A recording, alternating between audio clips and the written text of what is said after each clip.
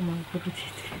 Един баща дал на дъщеря си да отиде дал и плик с пари да отиде на пазар, за да напазарува.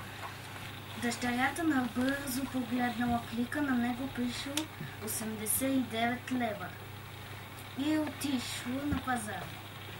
Сметката й била 70 лева, но вместо да й останат 19, не й стигнали 2 лева. Тя се върнала при бащата и му казала какво се е случило, а той е казал, че няма никаква грешка и ги е преброил вярно.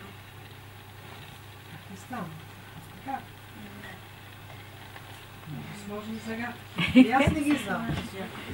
Не мога да говоря. А пък ние двам се въздържаме да го кажем. Така ли? Да се обесценил лева през междувреме. Инфлацията.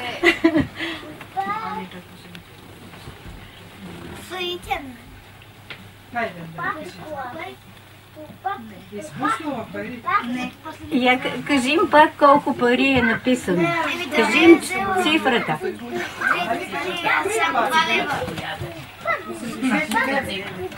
89 лева. Аха. Отговора не е труден. Момичето е изхарчила малко от парите и така е казано. Вижте, дечица, мислете за цифрата. Там едно момче. Обратно го е погледнала. Да. Какво е? Но обратно го е погледнала. Добре. 68 са били, нали така? Да. Всъщност са били Айде 68. ти да поднесеш на момченце.